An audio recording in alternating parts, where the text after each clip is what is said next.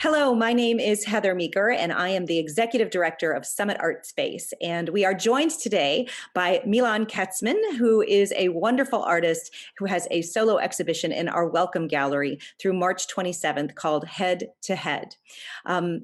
Milan, your title for this exhibition is quite literal, but tell us a little bit about the genesis of the idea for your paintings. Okay, well, I've always had a interest in history, and I wanted to approach it using personalities from the past, and I just came up with the two because it's the old adage that it takes two to tango and all those corny sayings, but that was the idea that in history there were always two sides to every story. Whether they were conflicting personalities or people that worked together, coordinated in an effort that they were working on, whether they were scientists or comedian teams or what have you.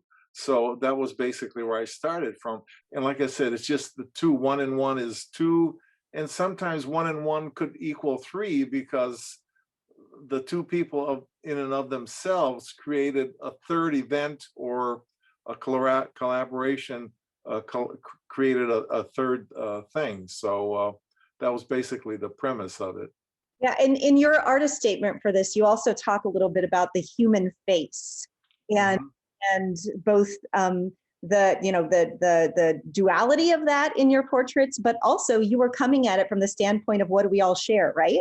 Right. It's always every face or head consists of a pair of eyes, a pair of ears, a nose, and a mouth. And based on that, if I split it right down the middle, I'd give each side one eye, one ear, and the nose and the mouth would be a common trait. And then if you line up the top of the head with the chin, even though they're split right down the middle, if you line those two elements up, from a distance, it would look like one person.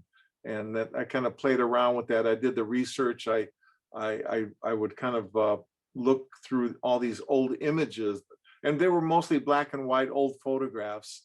And I primarily stuck with the people that were no longer alive, I think, rather than doing anybody contemporary. And that was basically, and because the reference was black and white, I didn't want to do all my paintings in black and white, so I just picked a color and went with that, kind of make it tonal. I'm cognizant of the fact that we just celebrated President's Day and that here at Summit Artspace, two of the portraits that are in here, two separate works, feature George Washington and Abraham Lincoln. And tell us a bit about who you partnered each of those presidents with and why. Okay, well, Lincoln was pretty easy because of the Civil War, and the colors also just kind of, the whole thing with the Civil War was the blue and the gray. So obviously Lincoln was blue, and the opposite was Jefferson Davis, who was gray. The uncanny thing when I did the research on those two figures, Jefferson Davis and Lincoln, when you put them, a lot of people thought it was the same person because of their bone structure, and when you put them together, I just couldn't believe it myself. But that really worked. I had a lot of comments. People thought it was the same person, and that has happened here. The last Saturdays that we've been open, people have. Their first question is this at a different age? Right. Yeah. So when you do your research, the nice thing about the internet now, you can really research and get a lot of these old images are out there. But when you put them side to side, a lot of people see Lincoln everywhere, and Jefferson Davis hasn't been that well known. But when you look at these pictures, and when I saw them, I said, wow, these guys have to come together. The other one with George Washington, I found out about Simon Bolivar from South America. He was Venezuelan, but a lot of countries in South America got their independence because he fought against the Spanish, and because of the battles that he fought against the Spanish, he got them to leave South America, and a lot of the countries in the region gained their independence because of that. And because of that, he was known as the George Washington of South America.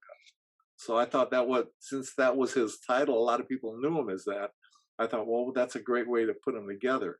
So here again, putting them side by side, they either worked in something that was similar, similar approaches, or were conflicted, fought each other, conflicting views.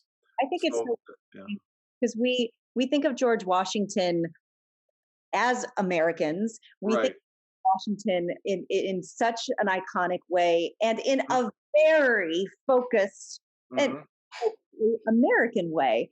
But we represent in other areas of the world, historically, the idea that there is somebody who would be referred to as the George Washington of.